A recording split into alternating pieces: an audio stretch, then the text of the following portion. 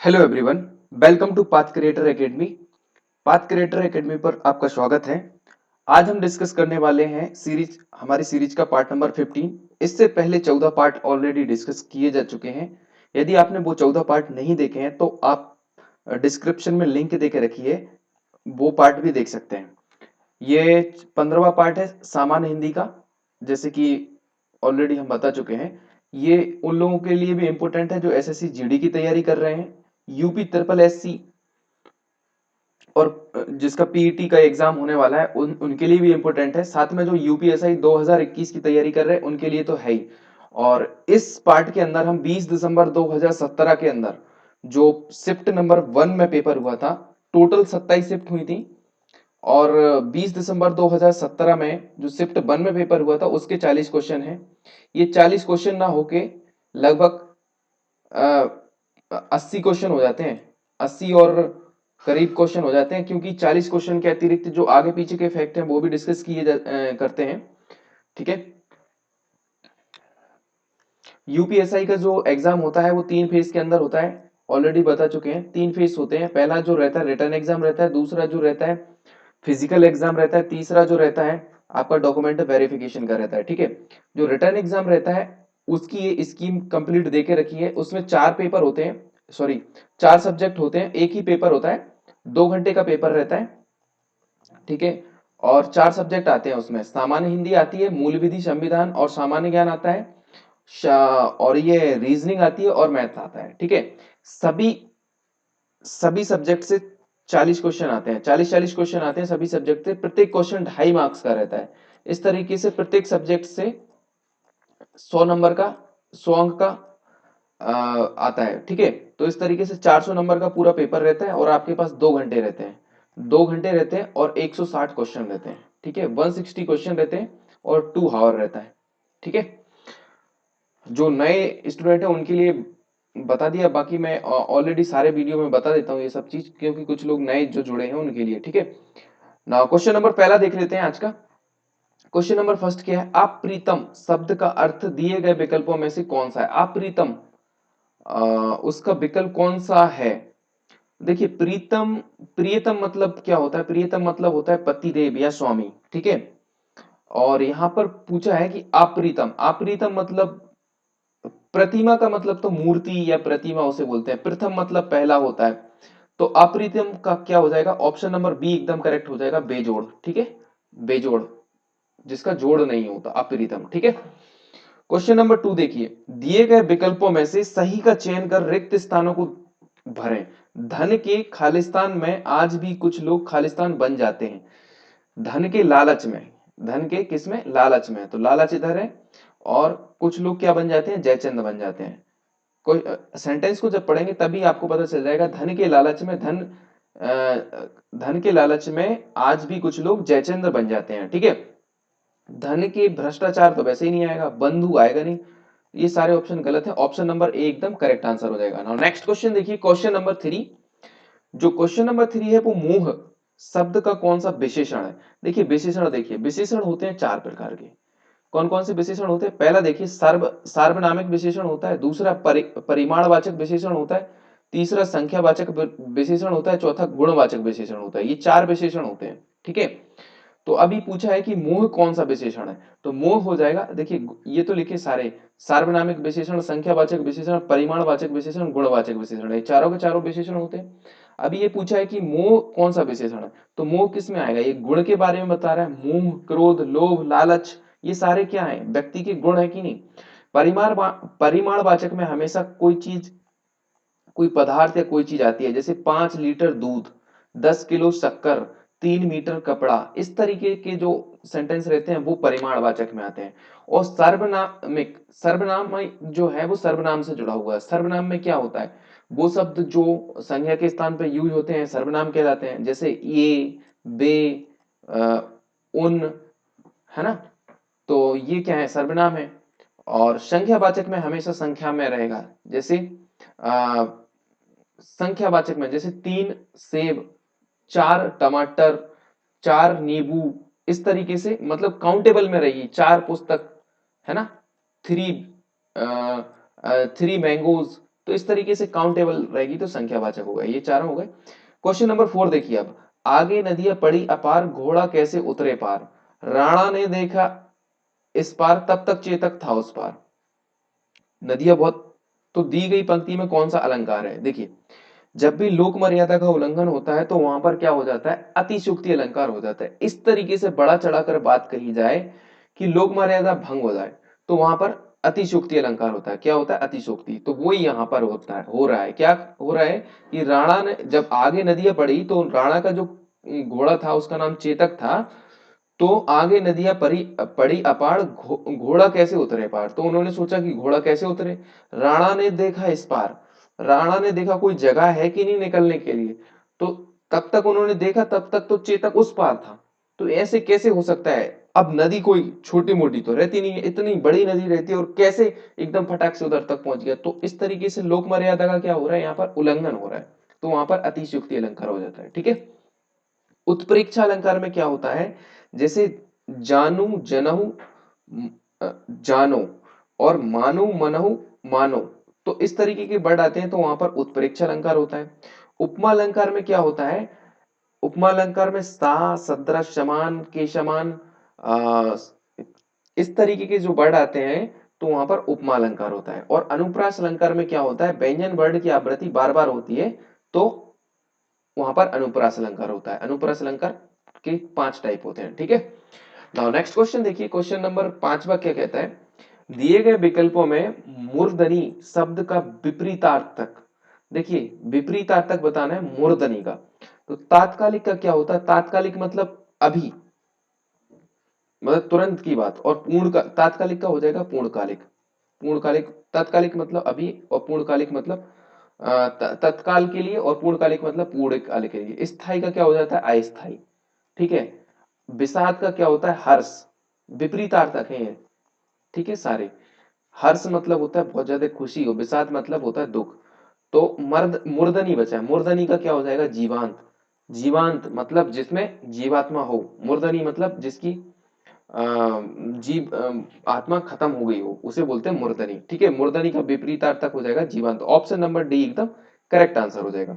ना question number 6 देखिए, कौन रोक सकता है उसकी गति, गरज उठते जब मेघ, कौन रोक सकता है विपुल नाद, पंक्तियों की रचना अनुसार अलंकार को पहचानिए। देखिए ये जो, इनसे क्या पता लग रहा है? कौन रोक सकता है उसकी गति, मतलब लास्ट में क्वेश्चन मार्क है। फिर गरज उठते हैं मेघ, है ना, कौन रोक सकता है विपुल नाथ, फिर क्वेश्चन मार्क है। तो इस तरीके से जब क्वेश्चन मार्क आते हैं तो वहां पर हो जाता है प्रश्न अलंकार। क्या हो जाता है? प्रश्न अलंकार। ठीक है।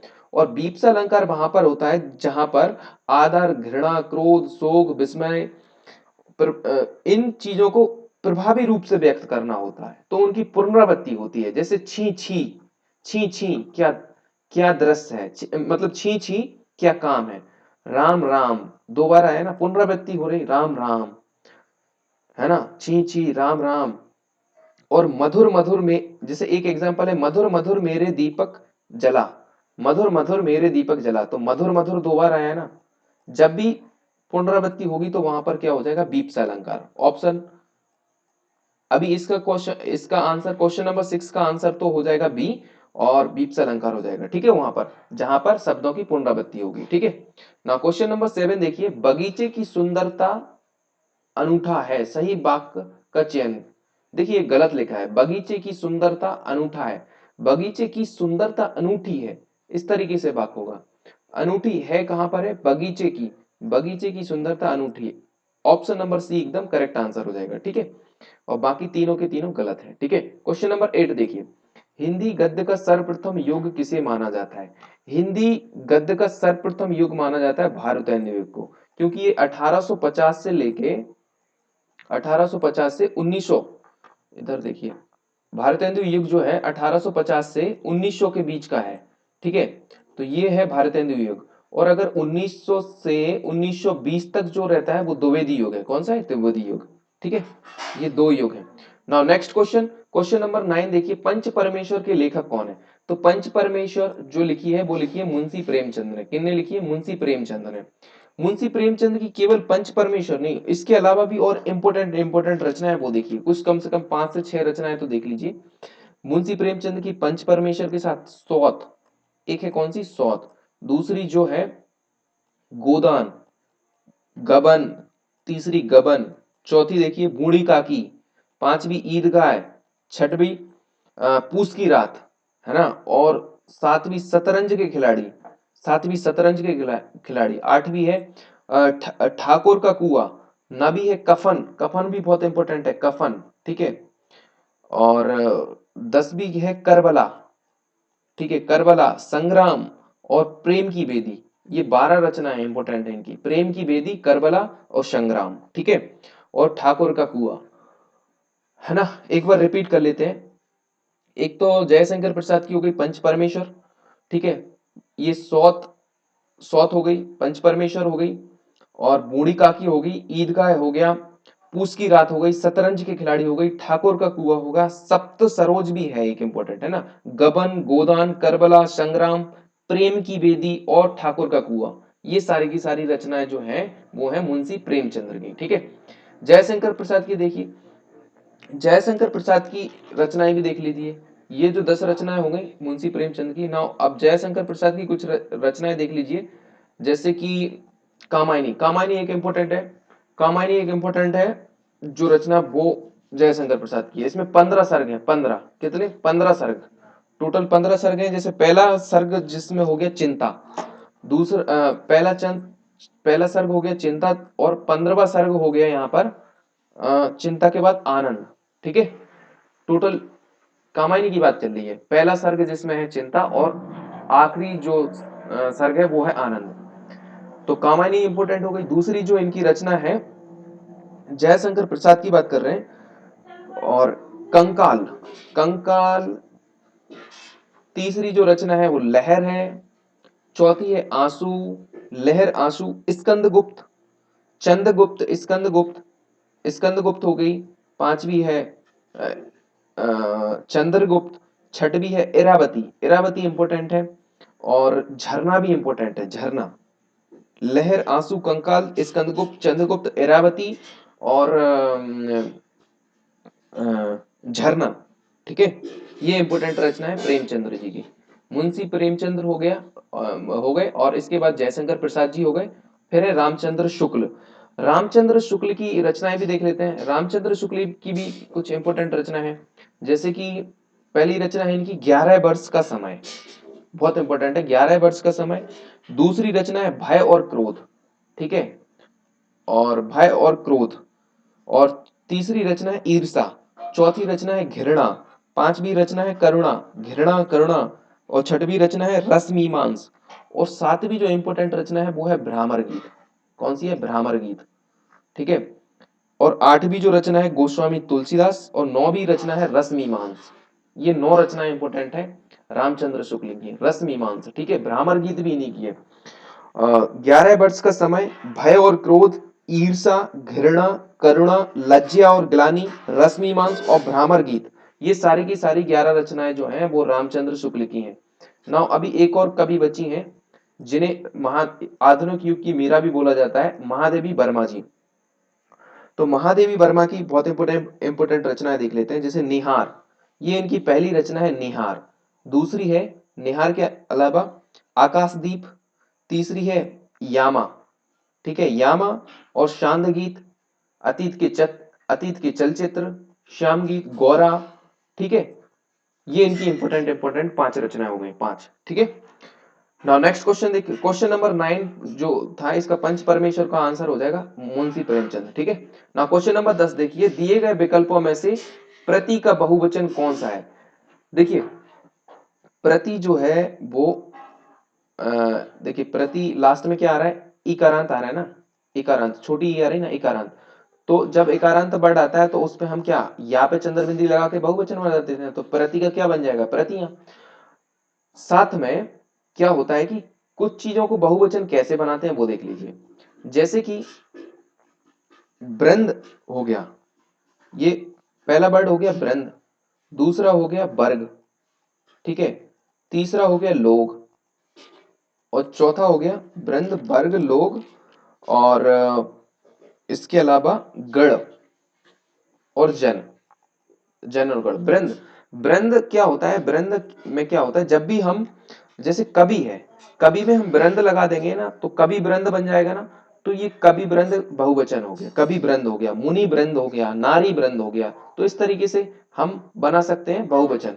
ठीक है, जैसे मुनि है, मुनि में हमने ब्रंद लगा दिया तो मुनि ब्रंद, तो बहुवचन हो गया मुनि ब्रंद। ठीक है, अब जन देख लेते हैं, जैसे युब जन होता है, युब, युब में हमने जन लगा दिया तो ये युव जन क्या हो गया, बहुवचन। सुधी है, सुधी शब्द है, सुधी में हमने क्या लगा दिया, जन लगा दिया, सुधी। ठीक है, सुधी में जन लगा दिया तो सुधी जन क्या हो गया आपका, बहुवचन हो गया। ठीक है, और तीसरा देखिए स्त्री है, जैसे स्त्री में क्या लगा दिया हमने, जन लगा दिया तो स्त्री जन क्या हो गया, एक बहुवचन हो गया। तो मैंने क्या बताया था, ब्रंद हो गया, जन हो गया, गढ़ हो गया, साथ में जैसे गढ़ हो गया। गढ़ को कैसे लगाते हैं, जैसे पहला वर्ड है कृषक, कृषक है जैसे, तो कृषक में मैंने गढ़ लगा दिया तो कृषक क्या हो गया, एक सिंगुलर वर्ड है, मतलब एक वचन है। अगर उसमें मैं गढ़ लगा देता हूं तो कृषक गढ़ मतलब बहुत सारे कृषक गढ़। ठीक है, नाउ अग और पाठक है, जैसे पाठक एक वचन है, अगर पाठक में मैंने गढ़ लगा दिया तो पाठक गढ़ मतलब बहुत सारे लोग हो गए। ठीक है, इसी तरीके से लोग भी होता है, जैसे नेता है, तो नेता मतलब किसी एक नेता, पर्टिकुलर नेता की बात की जाए, अगर हमने नेता में लोग लगा दिया तो नेता लोग मतलब बहुत सारे लोगों की बात हो गई। आप है तो आप मतलब किसी एक वचन के लिए यूज भी होता है ना, और आप में अगर लोग लगा दिए तो आप लोग मतलब बहुवचन हो गए। वर्ग भी इंपॉर्टेंट है, वर्ग कहां पर लगता है, जैसे अधिकारी है, तो अधिकारी मतलब किसी एक पर्टिकुलर अधिकारी की बात कर रहा है, और अधिकारी में अगर पीछे वर्ड वर्ग जोड़ दिया ना तो अधिकारी वर्ग बन जाएगा ना, तो अधिकारी वर्ग मतलब क्या हो गया, मतलब बहुत सारे लोगों की बात हो गई। छात्र वर्ग, अधिकारी वर्ग, बंधु वर्ग। तो इस तरीके से हम क्या करते हैं, एक वचन से बहुवचन भी बनाते हैं इन शब्दों के माध्यम से। ब्रंद, जन गण, जन गण, ब्रंद, वर्ग और लोग, इन शब्दों का यूज करके। ठीक है, अभी यहाँ पर प्रति का क्या आंसर हो जाएगा, ऑप्शन नंबर बी एकदम करेक्ट आंसर हो जाएगा। ये 10वां हो गया। क्वेश्चन नंबर 11 देखिए, चार विकल्पों में से शुद्ध वाक्य चुनिए। आकाशवाणी से यह समाचार कहा गया, नहीं, कहा गया थोड़ी होता है, आकाशवाणी से यह समाचार सुनाया गया, ये एकदम करेक्ट है। आकाशवाणी से यह समाचार प्रसारित किया गया, प्रसारित नहीं करते। ठीक है, आकाशवाणी से यह समाचार बताया गया, ये भी गलत है। ऑप्शन नंबर बी एकदम करेक्ट आंसर हो जाएगा, 11 का ऑप्शन नंबर बी एकदम करेक्ट आंसर हो। सुनाया, सॉरी सॉरी सॉरी, सुनाया, प्रसारित, ऑप्शन नंबर सी एकदम करेक्ट है, बी नहीं है, सॉरी। सुनाना, ये बी नहीं है इसमें, option number C correct answer हो जाएगा, प्रसारित किया गया है ना, क्योंकि सुनाया गया जो है ना वो एकदम उचित शब्द नहीं है। सुनाना मतलब किसी एक पर्टिकुलर इंसान को सुनाया जाता है ना, तो अब हम सुनाना का यूज करते हैं। प्रसारित का मतलब है वो मतलब पूरे इंडिया में प्रसारित किया, मतलब पूरे जगह पे प्रसारित किया जा रहा है, इसलिए प्रसारित, ऑप्शन नंबर सी एकदम करेक्ट आंसर हो जाएगा। ठीक है, नाउ क्वेश्चन नंबर नेक्स्ट देखिए, बिल्ली के गले में घंटी बांधना। ठीक है, बिल्ली के गले में घंटी बांधना, तो इसका अर्थ क्या हो जाएगा, अ,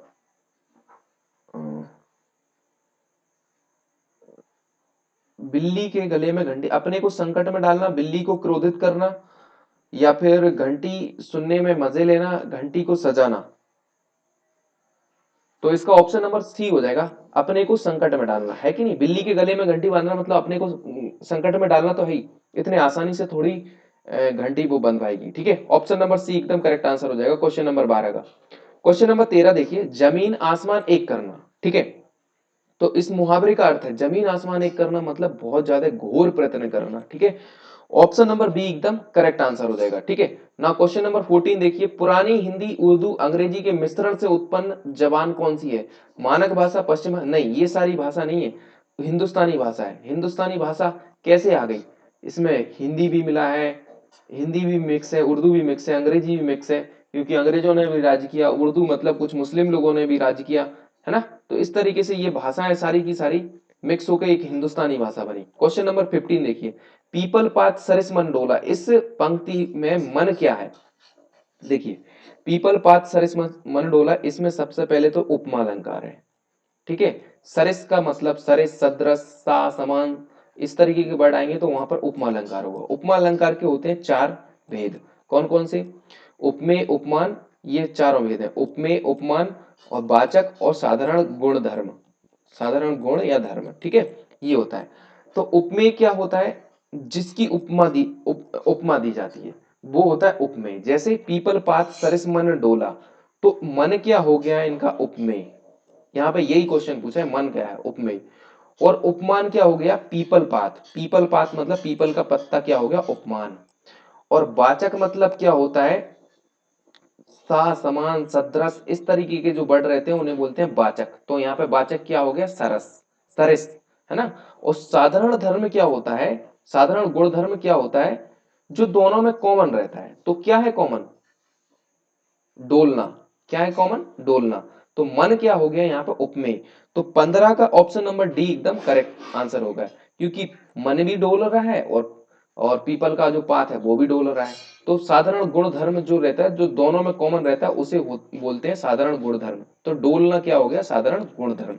तो ऑप्शन नंबर डी, यहाँ पे मन के बारे में पूछा था, मन क्या है? तो मन तो अपना उपमेय है ना। ऑप्शन नंबर डी एकदम करेक्ट आंसर हो जाएगा। ठीक है, नाउ नेक्स्ट क्वेश्चन देखिए, क्वेश्चन नंबर 16। नेताजी ने आजाद हिंद फौजी का नियंत्रण, है, फौजी का नियंत्रण किया, वाक्य में त्रुटि सुधार है। फौजी नहीं होगा, फौज। आजाद हिंद फौज का नियंत्रण किया, आजाद हिंद फौज का नियंत्रण किया। नियंत्रण नहीं होता, नेतृत्व होता है। नियंत्रण क्या होता है? नेताजी ने आजाद हिंद फौज का नियंत्रण किया या नेतृत्व किया। 16 का option number A correct answer हो जाएगा, क्योंकि नियंत्रण या नेतृत्व किया जाता। आजाद हिंद फौज का नेतृत्व किया था, नेताजी थे ना, इन्होंने नेतृत्व किया। तो ऑप्शन नंबर ए एकदम करेक्ट आंसर, बाकी तीनों गलत है। क्वेश्चन नंबर 17 देखिए, यद्यपि वह बीमार था, परंतु, परंतु नहीं आएगा, यद्यपि के बाद तदापि आता है, वह मेला गया, वाक्य में। तो यद्यपि वह बीमार था, तदापि, तदापि कहां पर है? ये है तदापि। तो ऑप्शन नंबर सी एकदम करेक्ट आंसर हो जाएगा। ठीक है, नाउ नेक्स्ट क्वेश्चन देखिए, क्वेश्चन नंबर 18। तेनालीराम ने कहीं सुना था, सुनी, सुना था, सुना थी कि एक दुष्ट आदमी साधु का भेष बनाकर लोगों को अपने जाल में फंसा रहा है। तेनालीराम ने कहीं सुना था, सुना था होगा, हाँ सुना था। ये तो यहाँ पर इसकी अशुद्धि है, सुना थी नहीं होगा, यहाँ पे तो गलत टाइप हुआ है, सुना था। दुष्ट ऐसा नहीं लिखा जाता, ये दुष्ट की अशुद्धि है। ऑप्शन नंबर बी गलत, मतलब राइट आंसर हो जाएगा, क्योंकि यहाँ पे दुष्ट इस तरीके से नहीं लिखा जाता। दुष्ट कुछ इस तरीके से लिखा जाता, दा में छोटू की मात्रा दू और आधा सा और टा, दुष्ट। ठीक है, ऑप्शन नंबर बी एकदम करेक्ट आंसर हो जाएगा। ठीक है, ना क्वेश्चन नंबर 19 देखिए, हिंदी साहित्य की लब्ध प्रतिष्ठित कृति कामायनी के रचनाकार कौन है? देखिए, ऑलरेडी डिस्कस किए जा चुके हैं। कामायनी के रचनाकार कौन है? जयशंकर प्रसाद। और जो कामायनी है ये 1936 में पब्लिश हुई थी। ठीक है, 1936 में, जब हमारा देश गुलाम था। ठीक है, और इसमें 15 सर्ग हैं। टोटल कितने हैं? 15 सर्ग। पहला सर्ग जो है वो है चिंता, और लास्ट वाला सर्ग जो है वो 15वां, वो है घृणा। ठीक है, ये तो होगा कामायनी के बारे में। साथ में कुछ और कवि हैं, जैसे प्रेमचंद्र हैं, इनकी ऑलरेडी रचनाएं हम डिस्कस कर चुके हैं। सुदर्शन सुदर्शन जी हैं, सुदर्शन जी की रचनाएं कुछ इंपोर्टेंट है, वो देख लेते हैं। हार की जीत इनकी इंपोर्टेंट रचना है, हार की जीत। दूसरी जो रचना है सुदर्शन सुधा। तीसरी जो रचना है इनकी पनघट। चौथी जो रचना है वो यात्रा, तीर्थ यात्रा। ठीक है, और पांचवी जो रचना है वो है ऑनरेरी मजिस्ट्रेट।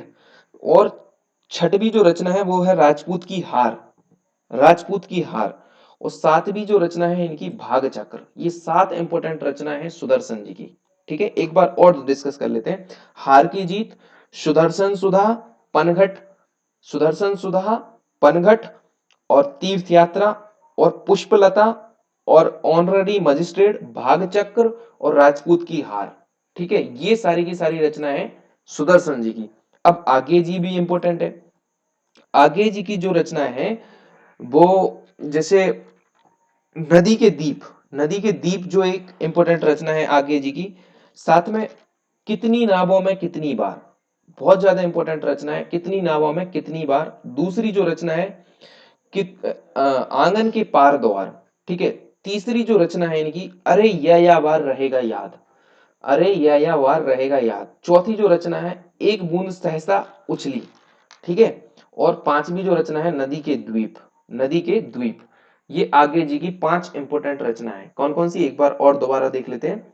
नदी के द्वीप, कितनी नावों में कितनी बार, अरे या वार रहेगा याद, और आंगन के पार द्वार, और एक बूंद सहसा उछली, एक बूंद सहसा उछली। ये 5 इंपोर्टेंट रचनाएं हो गई, ठीक है। नाउ नेक्स्ट क्वेश्चन देखिए। अगला जो क्वेश्चन है वो एक गद्यांश है, 20 से 22 तक गद्यांश है। 20 से 22 तक उनके आंसर देना है हमको। गद्यांश को पहले पढ़ना है, फिर उनके आंसर देना है। जैसे सामाजिक एवं आर्थिक दुर्बलताओं को दूर करने के लिए राजनीतिक अधिकार प्राप्त करने के लिए जित विज्ञापन का जितना प्रयोग हो रहा है उससे कहीं ज्यादा अपने मालों की बिक्री के लिए हो रहा है, ठीक है। मतलब सामाजिक एवं आर्थिक दुर्बलताओं को दूर नहीं कर रहा है, जबकि विज्ञापन का उपयोग किस लिए कर रहा है, मालों की बिक्री के लिए कर रहे हैं, ठीक है। इसके द्वारा भारावात्मक दोहन बहुत धूर्तता के साथ होता है। एक कंपनी दूसरी के बाजार को हड़पने के लिए विभिन्न तिकड़मों का सहारा लेती है, ठीक है। ऐसे ऐसे विज्ञापन देते हैं ताकि एक कंपनी की बुराई करते हैं, दूसरी कंपनी वो खुद की अपनी बड़ाई करती है। अंग प्रदर्शन का बढ़ना विज्ञापन की अनैतिकता की पराकाष्ठा है। युवाओं पर इसका बहुत बुरा असर पड़ता है। देश का भविष्य तिमिर लोक में गुम हो जाए, यह सोची समझी साजिश है। इस उपभोक्तावादी पूंजीवादी संस्कृति के नायाब तरीके विज्ञापन की इस उपभोक्तावादी पूंजीवादी संस्कृति के नायाब तरीके विज्ञापन की। इतना सा ये है जो गद्यांश है। अब क्वेश्चन देखिए, उपर्युक्त गद्यांश का मूल तत्व क्या है। मूल तत्व पूछा है। राजनीति अधिकार का इस्तेमाल, नहीं ये तो है ही नहीं। पूंजीवाद को बढ़ावा देना, नहीं ये भी नहीं है। विज्ञापन के बढ़ते फैशन को बढ़ावा, उपभोक्ताओं को विज्ञापन के छल और फरेब से अवगत कराना, ठीक है। बढ़ते फैशन को बढ़ावा, विज्ञापन उपभोक्ता, ऑप्शन नंबर डी एकदम करेक्ट आंसर होगा। मूल तत्व यह है उपभोक्ताओं को विज्ञापन के छल और फरेब से अवगत कराना। क्वेश्चन नंबर 20 का डी आंसर है, ठीक है। ना क्वेश्चन नंबर 21 देखिए। सामाजिक और आर्थिक दुर्बलताओं का मुख्यतः किस लिए उपयोग किया जा रहा है। उत्पाद की अत्यधिक बिक्री करने में, ठीक है। अत्यधिक विज्ञापन द्वारा उत्पाद की जानकारी, नहीं ये तो सारे गलत है। उत्पाद की अत्यधिक बिक्री करने में, ऑप्शन नंबर ए एकदम करेक्ट आंसर हो जाएगा, ठीक है। नाउ नेक्स्ट क्वेश्चन देखिए। क्वेश्चन नंबर 22 क्या कहता है, इस गद्यांश का शीर्षक क्या हो सकता है।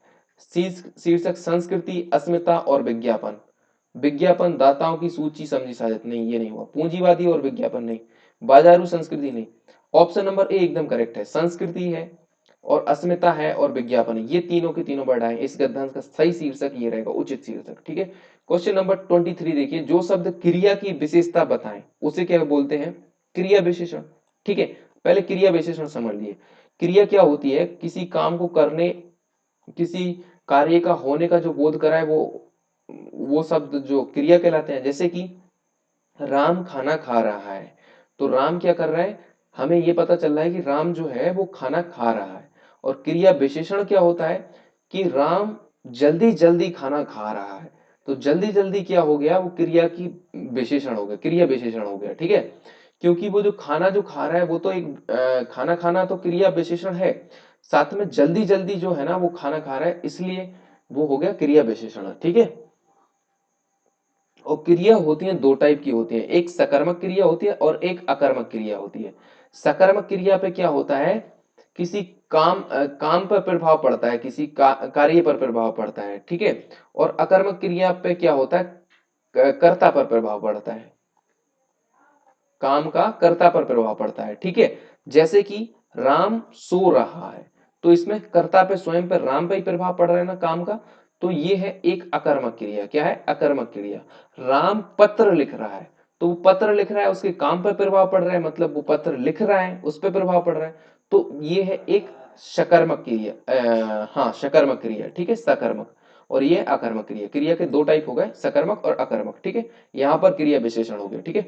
नाउ नेक्स्ट क्वेश्चन देखिए। Question number 26। सन 2006 में सार्क लिटरेरी अवार्ड और सन 2003 में सरोज नायडू अवार्ड से पुरस्कृत की जाने वाली पुरस्कृत होने वाली महिला लेखिका कौन है?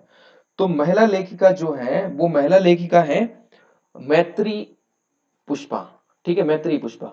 मैत्री पुष्पा की इंपोर्टेंट रचना देखिए, लिलिमनिया इनकी रचना है, एक पहली लिलिमनिया, ठीक है, और दूसरी है बैतवा बहती रही, बैतवा बहती रही। तीसरी जो रचना है, इंपोर्टेंट रचना है देखिए, बैतवा बहती रही, लिलिमनिया और चिन्हार। तीसरी जो रचना है वो है चिन्हार, ठीक है, और चौथी जो रचना है त्रेयाहट। त्रेयाहट इंपोर्टेंट है इनकी, ठीक है, ये चार इंपोर्टेंट रचना है, चिन्हार, लिलिमनिया, बैतवा बहती रही और त्रेयाहट। त्रेयाहट, ठीक है, ये मैत्री पुष्पा की चार रचनाएं इंपोर्टेंट है, ठीक है। अब एक और जो लेखिका है उषा प्रियमदा, ये भी बड़ी इंपॉर्टेंट है, उनकी भी बहुत सारे इंपॉर्टेंट रचना है, जैसे कितना बड़ा झूठ, कितना बड़ा झूठ पहली रचना है। दूसरा है क्या, वापसी। तीसरा है 55 खंबे लाल दीवार, ठीक है, और चौथी है फिर आया बसंत, ठीक है। पांचवी है जिंदगी और गुलाब के फूल। ये पांच इंपॉर्टेंट इनकी रचना है, दोबारा से डिस्कस कर लेते हैं। देखिए, जिंदगी और गुलाब के फूल, वापसी, कितना बड़ा झूठ, फिर आया बसंत और 55 खंबे लाल दीवार, ये पांचों की पांचों रचनाएं जो हैं वो उषा प्रेमवदा जी की हैं, ठीक है। नाउ क्वेश्चन नंबर 25 देखिए, मखाना का समानार्थी। मखाना का समानार्थी शब्द पूछा है,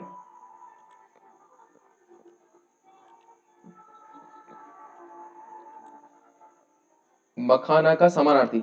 मखाना का समानार्थी होता है तालम खाना। क्या होता है? तालम खाना, ठीक है। सरगर्मी मतलब होता है किसी चीज की बहुत ज्यादा बातचीत होना या फिर उसका बहुत ज्यादा क्रेज होना, तो उसे बोलते हैं सरगर्मी, ठीक है। जैसे चुनाव के समय चुनाव की बातों की सरगर्मी होती है, बहुत ज्यादा चुनाव की बातें चलती हैं, ठीक है।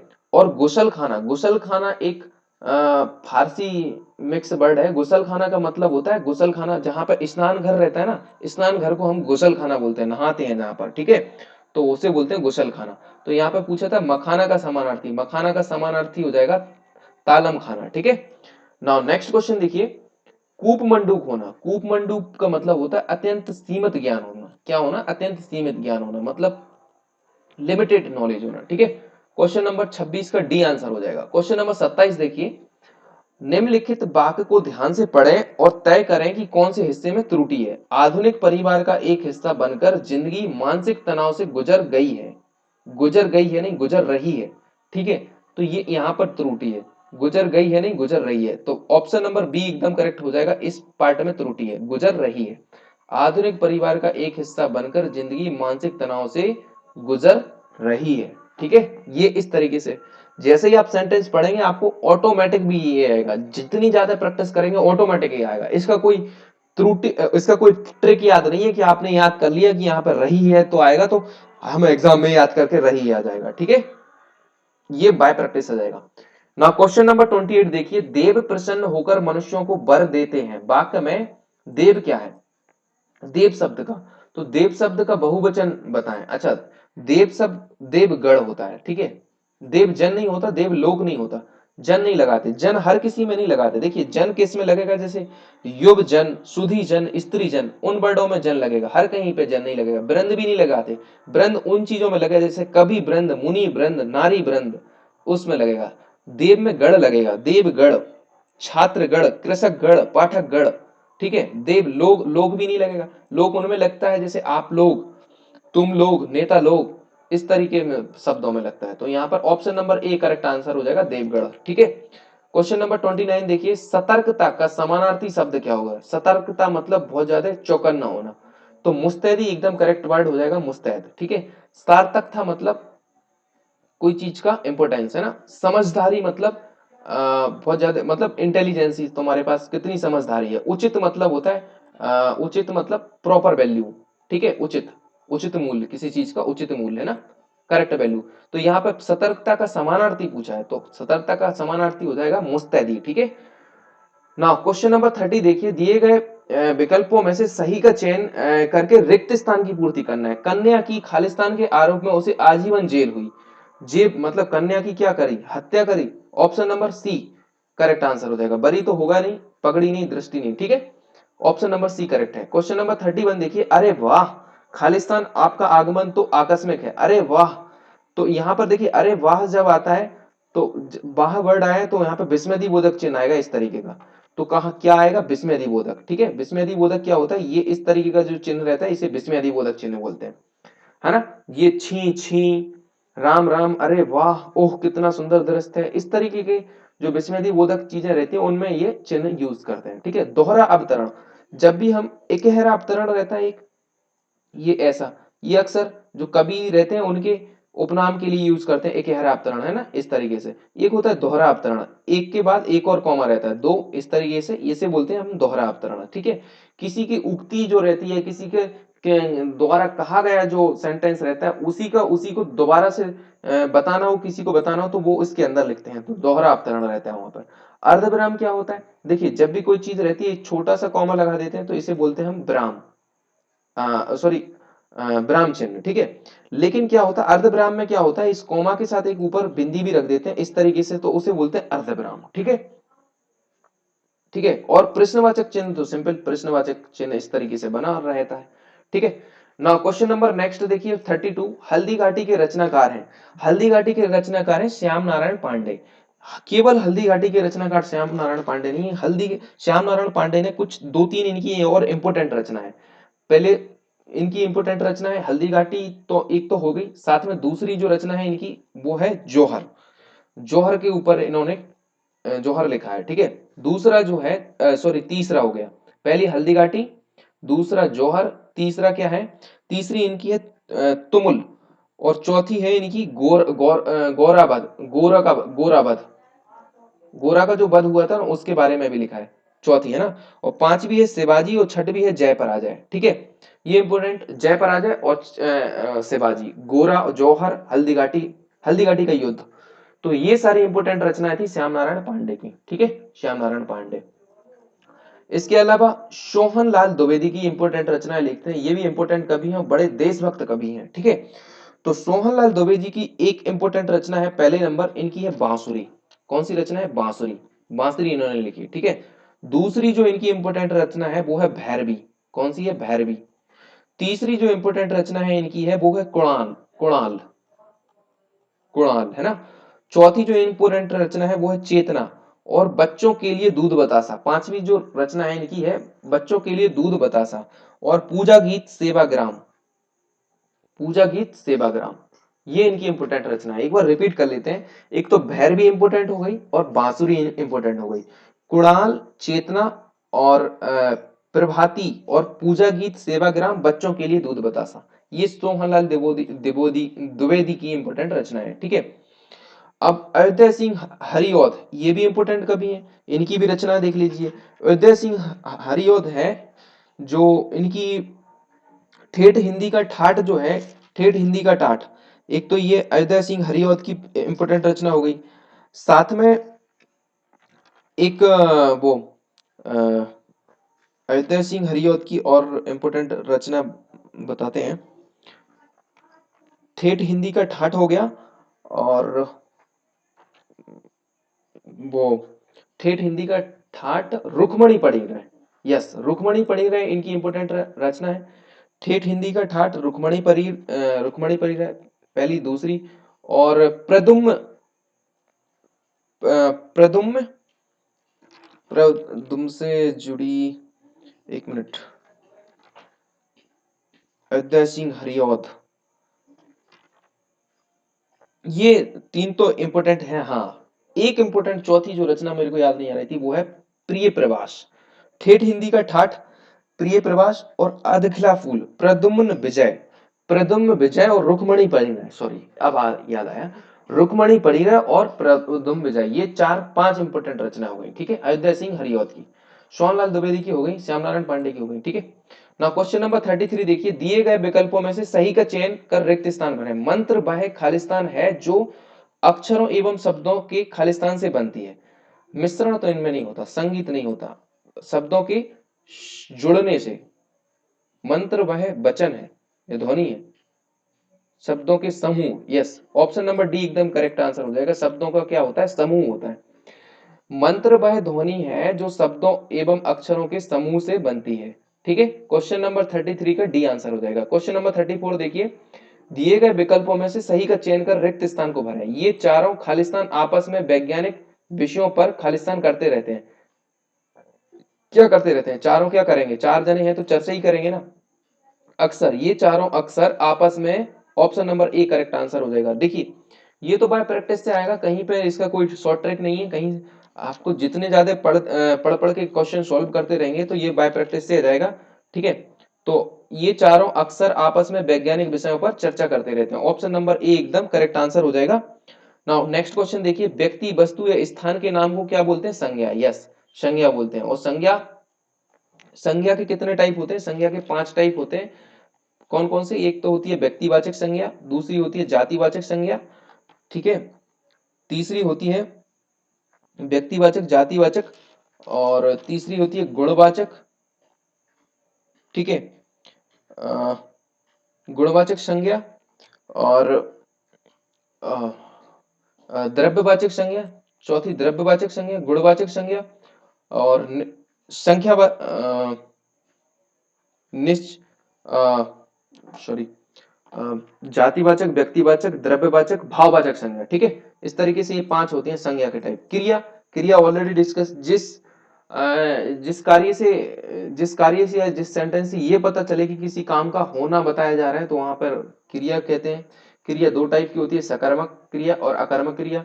सर्वनाम, सर्वनाम के 6 टाइप होते हैं। सर्वनाम वो होते हैं जब भी हम संज्ञा की रिपीटेशन को रोकते हैं, संज्ञा के बार बार यूज को रोकते हैं, तो उसे हम बोलते हैं सर्वनाम। ठीक है, जैसे ये, वे, तो, या फिर सर्वनाम होते हैं 6 टाइप के। कौन कौन से होते हैं? देखिए, पुरुषवाचक सर्वनाम, निश्चयवाचक सर्वनाम, अनिश्चयवाचक सर्वनाम, संबंधवाचक सर्वनाम, प्रश्नवाचक सर्वनाम, और निजवाचक सर्वनाम। ठीक है, तो ये होगा सर्वनाम। अब विशेषण, विशेषण होते हैं 4। कितने होते हैं? विशेषण होते हैं 4।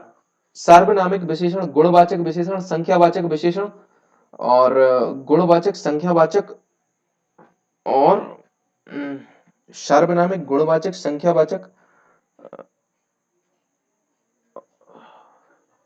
सार्वनामिक विशेषण पहला, दूसरा हो गया गुणवाचक विशेषण, तीसरा हो गया संख्यावाचक विशेषण, और गुणवाचक, संख्यावाचक एक अभी ध्यान में नहीं आ रहा। ठीक है, विशेषण होते हैं 4 टाइप के। सर्वनाम हो गए आपके 6। ठीक है, पुरुषवाचक, निश्चयवाचक, अनिश्चयवाचक, संबंधवाचक, प्रश्नवाचक, और निश्चय और निजवाचक। ठीक है, नाउ नेक्स्ट क्वेश्चन देखिए, question number 36।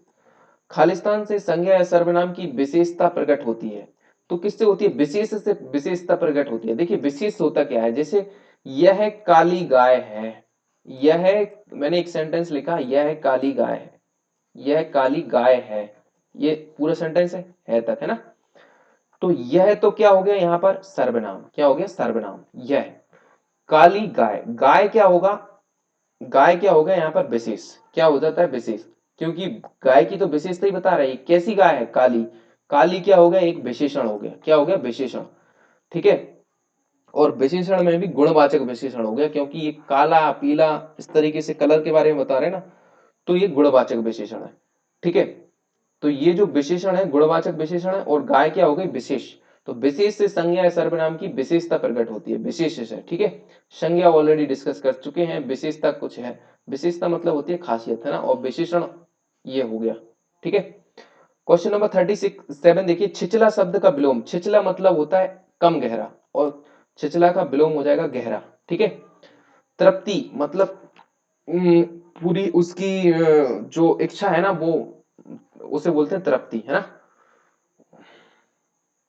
Now next question, question number 38 देखिए, निम्नलिखित में से इनमें कौन में विरोधाभास अलंकार का बोध होता है? विरोधाभास, जहां पर क्या होगा? विरोध का आभास हो, वहां पर विरोधाभास अलंकार होता है। जैसे पापी मनुष्य भी आजकल मुख से राम नाम निकालते हैं, ये एक एग्जांपल है विरोधाभास का। ठीक है, विरोधाभास का। तो ऐसे ये सेंटेंस को पढ़ना है। जैसे ये लिखा है, विरह है अथवा यह है वरदान, तो ये तो एक संदेह अलंकार है। विरह है अथवा यह वरदान। ठीक है, और प्रियतम को समझ पा कामनी, ना जा सकी ना ठहर सकी, ना जा सकी ना ठहर सकी, प्रियतम को समझ पा, ये ऑप्शन नंबर डी एकदम करेक्ट आंसर हो जाएगा। इसमें है विरोधाभास। ठीक है, और जान पड़ता है नेत्र, नेत्र देख बड़े बड़े, देख लो साकेत नगरी यही स्वर्ग को जा रही।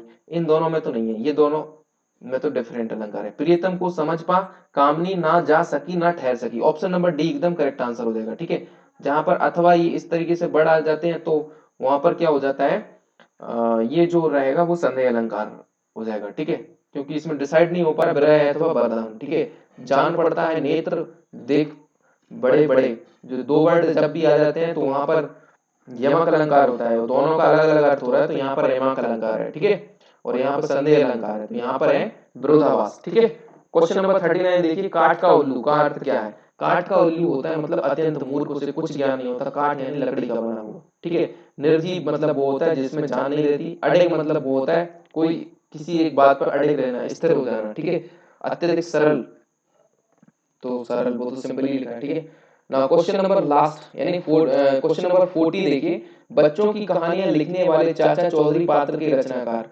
तो वो जो रचना चाचा चौधरी पात्र के रचनाकार हैं वो है Pranab Kumar, sorry Pran Kumar Sharma. Option number B एकदम करेक्ट आंसर हो जाएगा। ठीक है, इसी के साथ हमारा पार्ट नंबर 15 भी खत्म होता है।